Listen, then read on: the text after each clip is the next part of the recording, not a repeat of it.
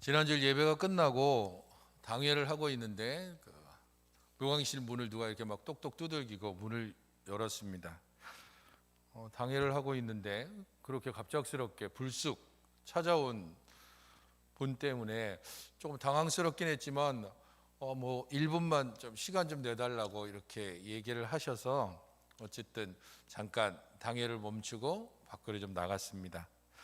지방에서 올라와서 서울에서 개척교회를 한 목사님 가정인데 코로나 때문에 어렵기도 하고 그래서 결국엔 교회를 폐쇄하고 지내시다가 다시 이제 기도하는 중에 교회를 이제 시작해야 되겠다 생각하면서 비용 마련을 위해서 교회를 이렇게 다니면서 이렇게 지방에서 가져온 농산물을 이렇게 파시는 분이었습니다.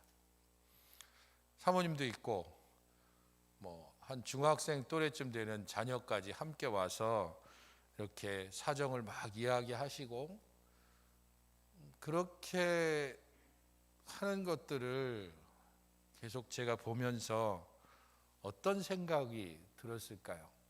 여러분들 같으면 그런 상황에서 그분들을 앞에 놓고 그 마음 속에 무슨 마음을 가지겠습니까?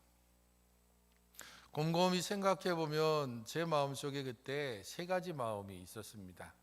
그 첫 번째는 이 사람들 과연 믿을 수 있을까라는 게 제일 먼저였습니다. 이렇게 얘기하는데 진짜 목사는 맞을까? 교회를 닫았다고 하는데 뭐 이렇게 제가 의심의 빛을 보이니까 교회 설립증이랑 그런 것들도 보여드리겠다고 이렇게 말씀을 하시고, 두 번째 든 생각은 빨리 안 끝나나라는 거였습니다. 1분만 이러더니 뭐 얘기를 자꾸 이렇게 하시고 하니까 당회를 잠깐 멈춰놓고 지금 나왔는데 장로님들 기다리고 빨리 당회를 해야 되는데 이래서 그 마음이 굉장히 급해지기 시작했습니다. 세 번째 든 생각은 어떻게든지 이거 그냥 넘어가기는 어렵겠다. 빨리 적당한 선에서 타협을 해야지. 그래서 결국 적당한 선에서 그분이 요구하는 거 이 정도쯤이라고 하는 거를 그 정도 절반쯤 이렇게 해서 적절히 타협을 하고 돌아가셨습니다. 잘 모르겠습니다, 사실. 진짜 사정이 말한 그대로인지, 그리고 그분들이 뭐 가져오신 그 물품이 그분들이 말한 대로 진짜 국산인지 아닌지 그것도 잘 모르겠고, 진짜 그냥 앵벌이를 하는 건지 아니면 정말 절박한 사정 가운데서 말씀하신 건지도 확인할 수는 없습니다. 물론 교회 이렇게 고유 번호증 그거를 이렇게 백 목사님 쪽으로 해서 보냈더라고요. 주소도 있고 다 확인해 보니까 그거야 자기 건지 아닌지 또 알 수도 없습니다.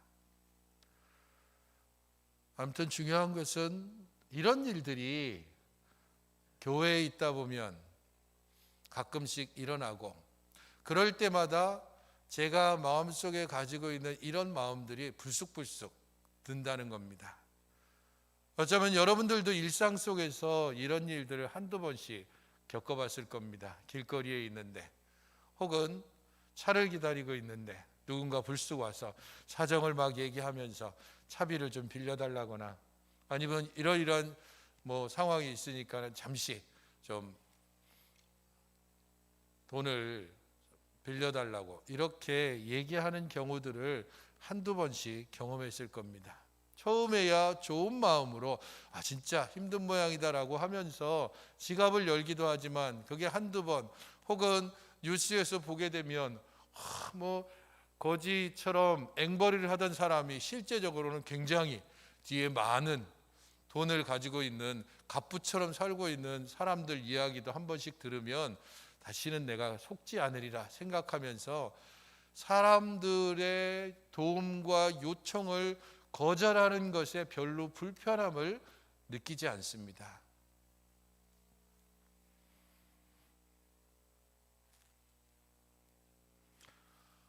화면을 한번 보시면 혹시 TV 프로그램인데 이 제목을 아십니까? 저 두 사람이 나오는 오늘 저녁 집에 계세요? 라고 하는 카피를 가지고 있는 한 끼 줍쇼라고 하는 프로그램입니다. 연예인들이 어느 동네를 정해서 저녁쯤에 아무런 예고도 이런 거 진짜인지 아닌지도 사실 약간은 설정이 있을 듯도 한데 어쨌든 전혀 모르는 사람의 집에 저녁쯤에 초인종을 누르고 한 끼만 주십시오 라고 식사 초대를 요청을 합니다. 유명 연예인이라고 할지라도 이렇게 TV를 그 내용들을 한 번씩 이렇게 보게 되면 사람들이 쉽게 문을 열지는 않습니다. 이미 밥을 먹었다거나 아니면 지금은 곤란하다거나 그렇게 섭외가 되기까지 좀 시간이 걸렸겠죠. 그런 과정들을 쭉 하지만 어쨌든 섭외가 되고 생판 모르는 사람의 집을 들어가고 그리고 그들과 함께 일반적으로 먹는 그거보다는 조금 낫긴 하지만 식사를 함께 하면서 이런저런 이야기를 나누는 프로그램입니다. 사실 유명 연예인이라 할지라도 개인의 사적인 공간으로 다른 낯선 사람을 끌어들이는 것 혹은 받아들이는 것들이 쉽지 않습니다.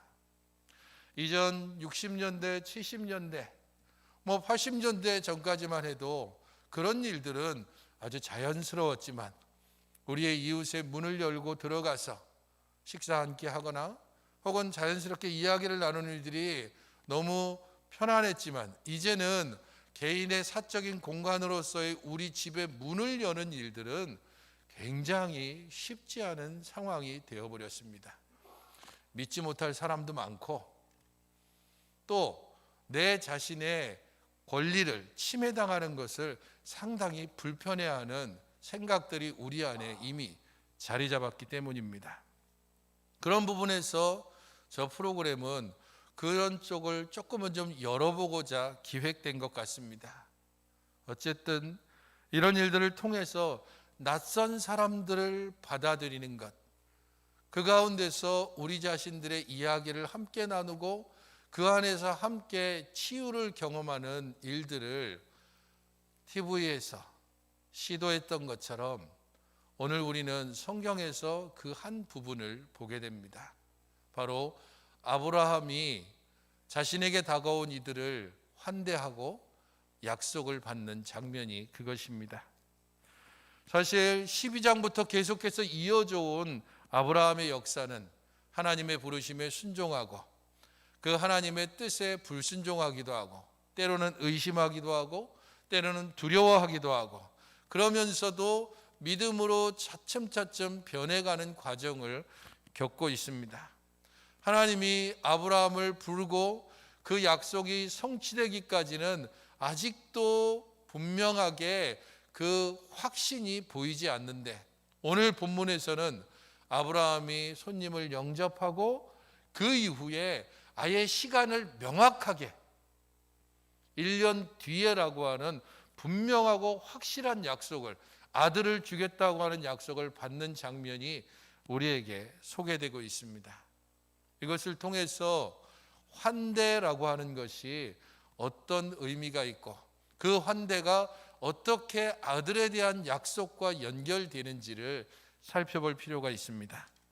1절을 같이 한번 읽어보시겠습니까? 시작. 여호와께서 마므레의 상수리 나무들이 있는 곳에서 아브라함에게 나타나시니라. 날이 뜨거울 때에 그가 장막문에 앉아 있다가 여호와께서 방문했다라고 기록하고 있지만 원문에는 여호와라는 말이 없습니다. 그냥 일반적으로 아브라함이 평소에도 있었듯이 그 지역을 지나가는 나그네가 그것을 방문했습니다.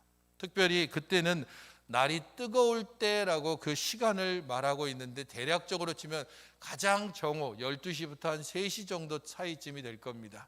너무 햇빛이 뜨겁기 때문에 이 시간에 누군가 이동한다는 것은 거의 정말 급박하거나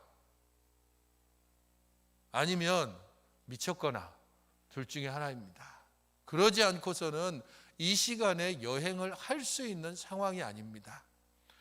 그런데 그 날이 뜨거울 때에 아브라함도 장막문에 앉아 있었습니다. 장막문에 앉아 있었다라고 하는 것은 그가 그 집의 주인이었다라는 뜻도 있지만, 이 가장 뜨거울 때에 모든 사람들이 자신의 일을 쉬고 낮잠에 들어가는 시간입니다. 아브라함도 항상 있던 자기 자리에서 이제 가장 뜨거운 이 시간에 그늘에 앉아서 천천히 잠이 들고 있는 그 시간에 여호와께서 방문하셨습니다. 실제적으로는 그냥 웬 사람들이 방문했다는 겁니다. 2절을 보시면 눈을 들어서 사람 셋이 맞은편에 서 있었다라고 기록을 하고 있습니다. 막 뜨거운 때에 시원한 그늘에 앉아서 낮잠에 취해 있던 아브라함이 뭔가 좀 이상해서 눈을 싹 떠보니까 자기 앞에 세 사람이 있는 겁니다.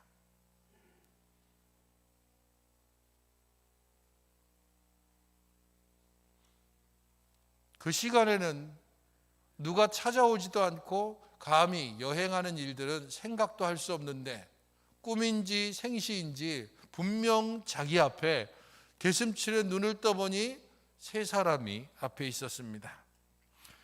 아브라함이 그때 보인 행동이 2절에 그들을 보자 곧 장막문에서 달려나가 영접하며 몸을 땅에 굽혀.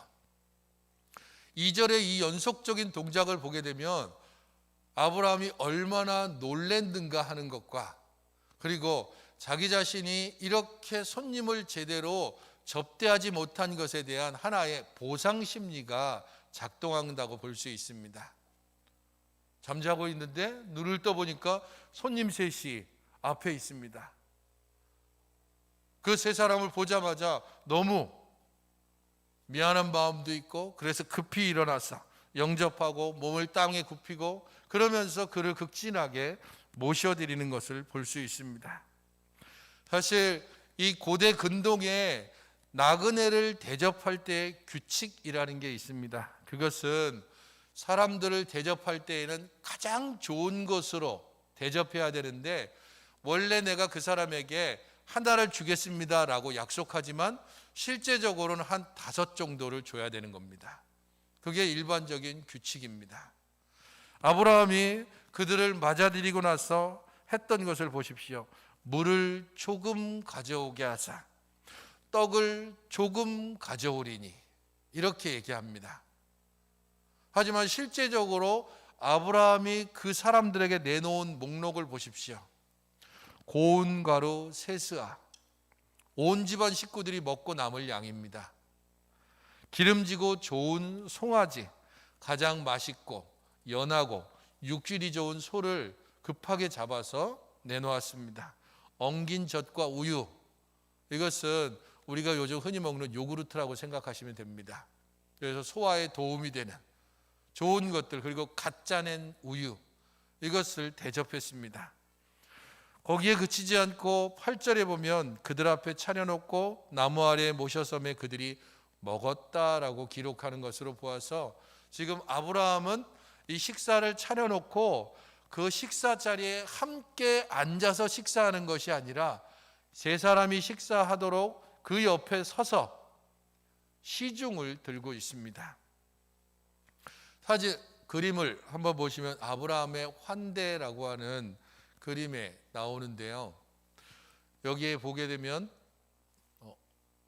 되면 아브라함이 발을 씻기는, 두 사람의 발을 씻기죠.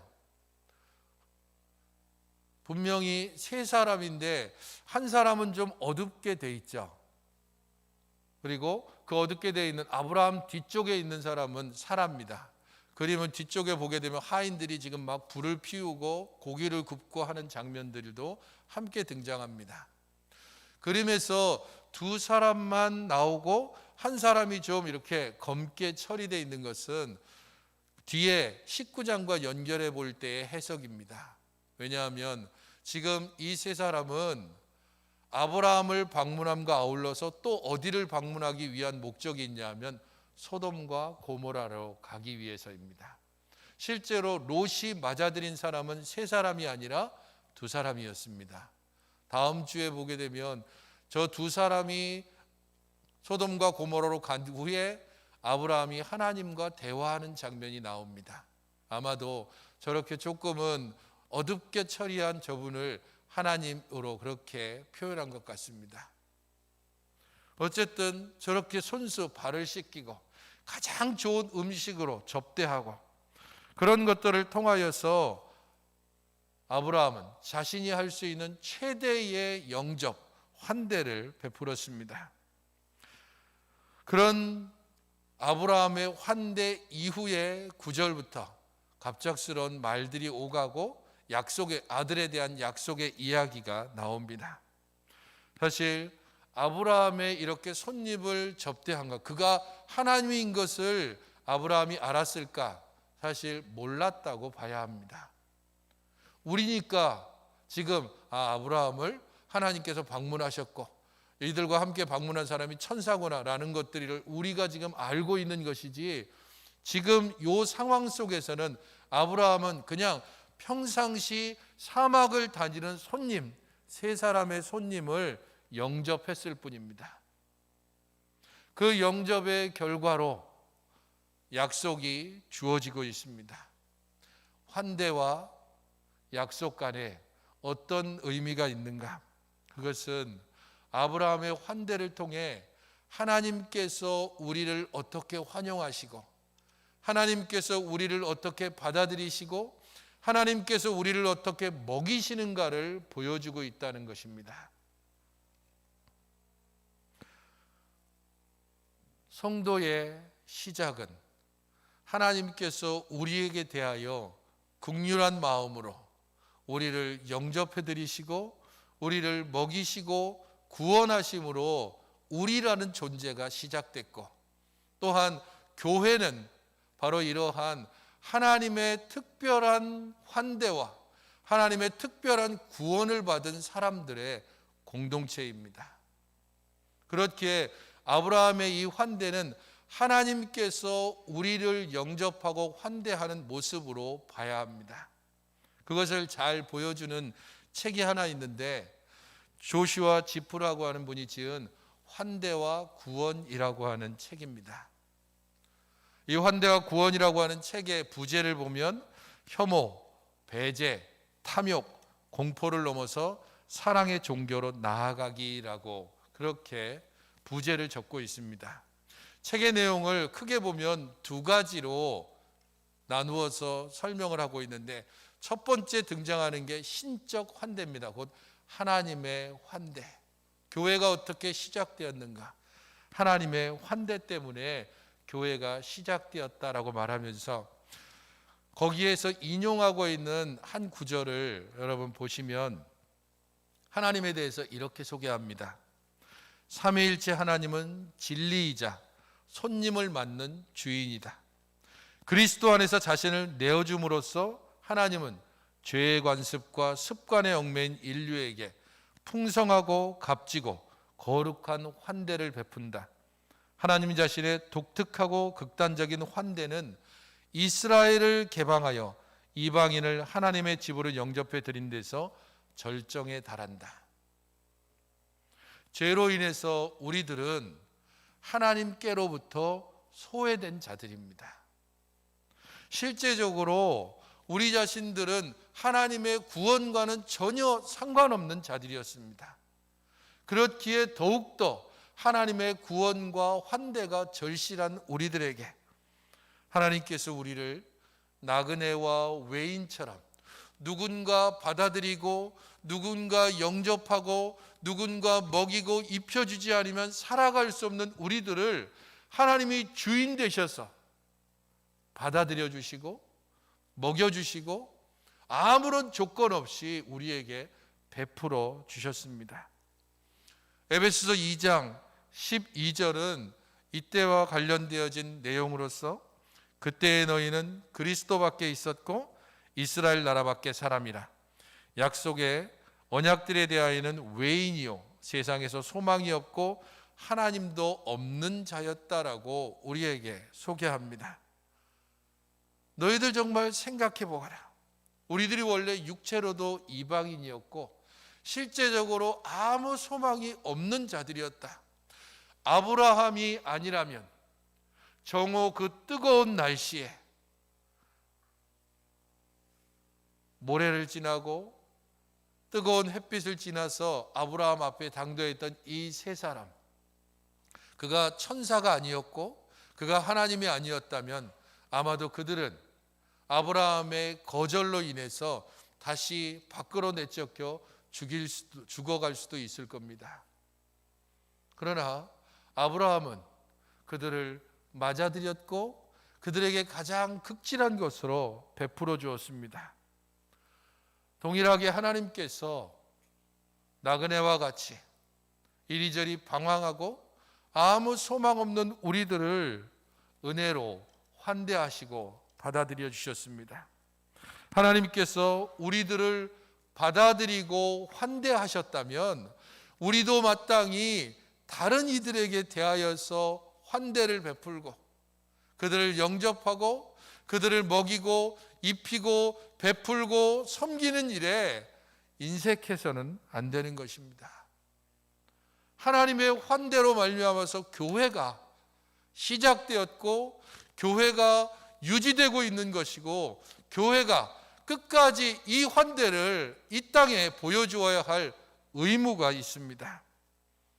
그러므로 교회는 사회적인 문제로, 민족적인 이유로, 성적인 차이로 말미암아서 혹은 정치관이 다르다고 혹은 문화적인 차이로 인해서 서로를 분열시키고 서로를 제거하거나 서로를 배제하는 일들을 결코 가져서는 안 됩니다.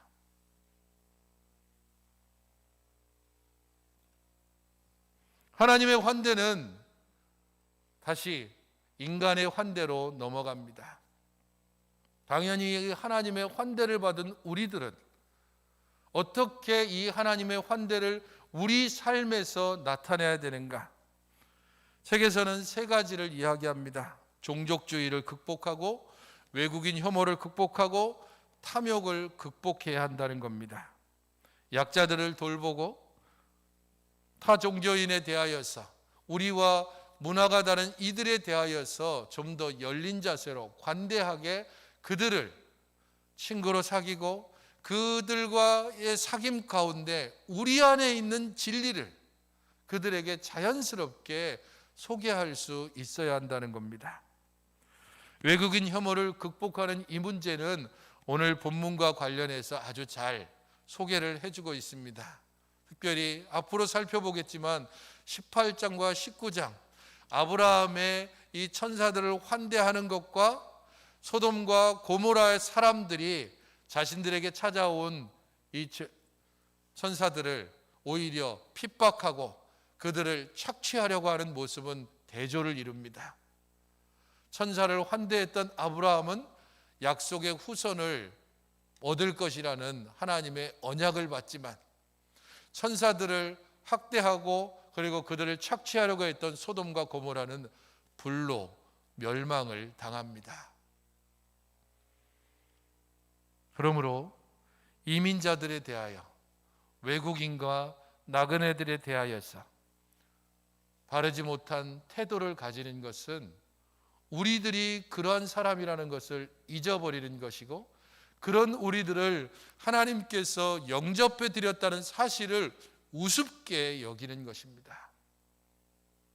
가장 중요한 것은 결국 탐욕을 극복하는 일입니다.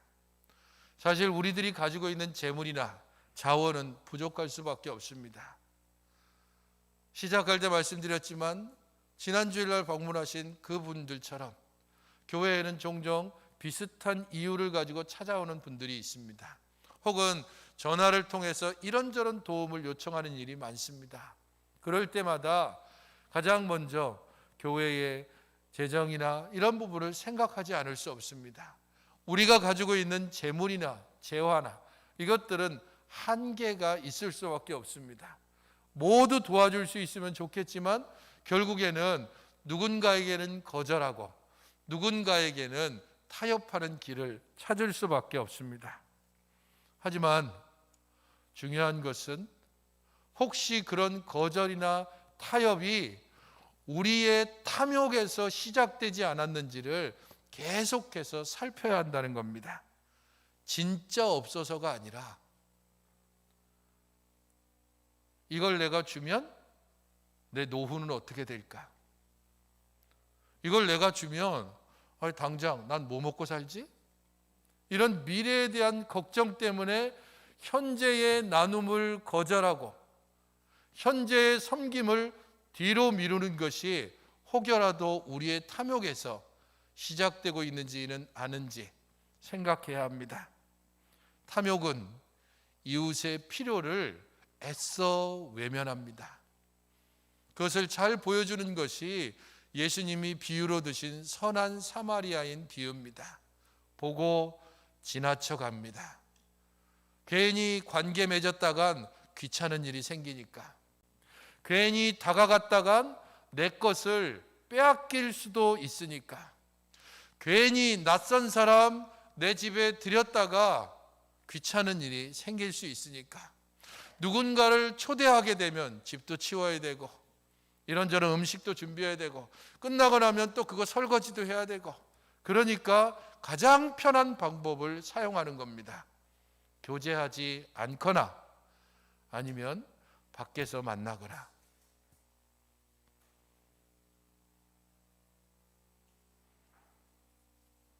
하나님이 우리에게 주신 것에 만족하는 삶을 살 수 있다는 것, 그것이 바로 우리 안에 있는 탐욕을 조금씩 줄여갈 수 있는 방법입니다. 하나님이 우리를 먹이고 하나님이 우리를 입히고 하나님께서 우리를 넉넉하고 만족하게 하실 것입니다. 먹는 것과 입을 것 때문에 걱정하고 내일에 대한 염려로 오늘을 즐거움으로 살지 못하는 우리들을 향해서 무얼 그리 염려하고 무얼 그리 걱정하고 무얼 그리 바들바들 떨고 왜 그렇게 손에 쥐고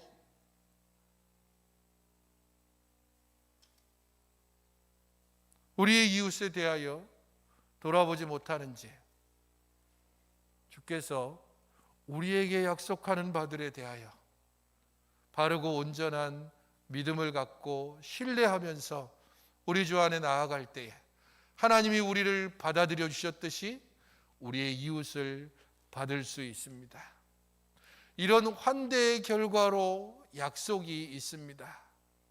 뒤에 나오는 9절부터 15절을 보십시오. 갑작스럽게 이야기하면 네 안에 사례는 어디 있느냐?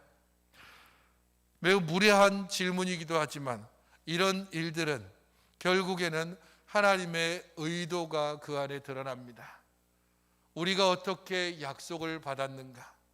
다른 이들이 아니라 아브라함의 씨를 통해서만 하나님께서 약속하신 그리스도가 나십니다.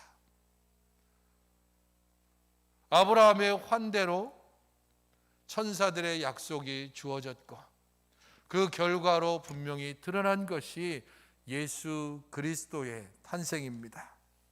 그리스도께서 우리를 가장 최고의 손님으로 가장 최고의 환대를 하기 위해서 이 땅에 오셨습니다. 그러나 그 최초의 과정에서 12절을 보십시오. 사라는 이 말을 듣고 어떻게 대응하고 있습니까? 내가 노쇠했고 내 주인도 늙었고 내게 무슨 즐거움이 있겠는가? 장막 뒤에서 웃고 있습니다. 사라의 이 웃음은 불신일 수 있습니다. 말도 안 되는 소리지. 도대체 무슨 소리를 하고 있는 거야? 라고 말할 수 있습니다. 하지만 사라에게는 충분한 이유가 있습니다. 나도 노쇠했고 내 주인도 늙었고 그래서 나에게는 아무런 즐거움이 없다. 내 나이 89세, 내 주인의 나이 99세, 누가 보더라도 이건 불가능한 일입니다. 우리의 불가능 때문에 하나님의 권능을 가로막는 일이 얼마나 많습니까? 그래서 14절에 이야기합니다. 여호와께서 능하지 못한 일이 있겠느냐? 여호와께서 능하지 못한 일이 있겠느냐?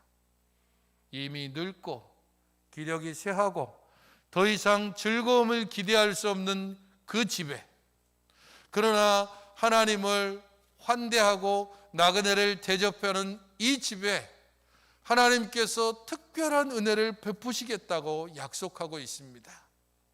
더 이상은 아이에 대한 기쁨과 소망을 가질 수 없는 아브라함의 집에 하나님께서 방문하시고 그에게 대접을 받으시고 하나님께서 이 집을 통해 하실 놀라운 구원의 약속을 베풀고 계십니다. 그 중심에 여호와께서 능하지 못하신 일이 있겠느냐? 너는 할 수 없지만 내가 할 것이다 라고 말씀하십니다.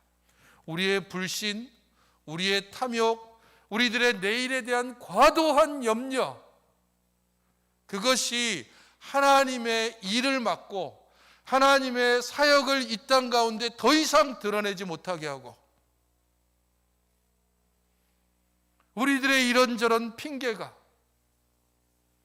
교회를 교회답지 못하게 하고, 교회는 더 이상 사람들을 환대하고 받아들이는 곳이 아니라 의심의 눈초리로 보고 사람들을 이리저리 저울로 재고,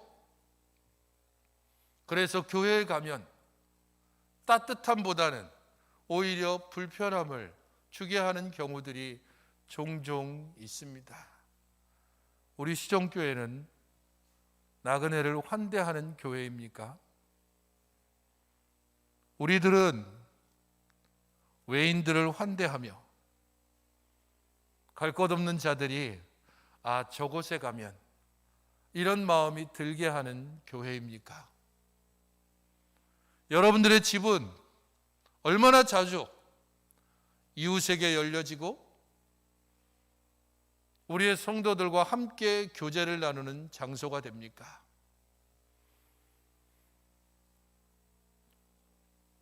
우리로부터 시작하지 않고 하나님으로부터 시작하십시오. 하나님께 능치 못한 일이 없다라고 우리들 고백하고 있습니다.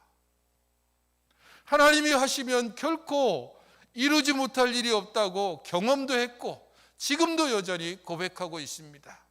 그 하나님이 우리의 탐욕을 바꿔주실 것이고, 그 하나님이 우리의 주저함을 바꿔주실 것이고, 그 하나님께서 우리들의 낯선 이들에 대한 경계를 풀어주실 것입니다. 하나님을 신뢰하게 하고 그로 말미암아서 때때로 손해본다 할지라도 억울해하지 않는 마음으로 변케 하실 것입니다. 환대를 통해 교회가 탄생했다는 사실을 기억하십시오. 하나님이 우리를 얼마나 극진하게 대접하셨으면 그의 아들을 우리에게 주셔서 그의 아들을 죽이심으로 우리를 그의 가족 삼아주셨습니다. 마땅히 우리도 이런 환대를 통하여 하나님의 받은 약속들을 우리의 삶 가운데서 실천하고 보여줄 수 있어야 합니다. 우리가 너무 적게 가져서가 아니라 우리가 너무 움켜쥐고 있기 때문에 우리의 환대는 더 이상 세상 속에서 능력을 발휘하지 못합니다. 성도 여러분, 누구나 익숙하고 편안한 삶을 원합니다. 누군가 나의 공간에 들어오는 것, 누군가 함께 관계를 맺는 것, 불편하고 어려울 수 있습니다. 핑계도 정말 좋게 코로나라고 하는 함께 모일 수 없는 상황 자체가 완전히 만들어졌습니다. 하지만 이럴 때 우리는 더욱더 함께 만나던 그날들을 또 소망합니다. 지금은 누구를 초대하기도 어렵고 누구와 만나기도 쉽지 않은 상황입니다.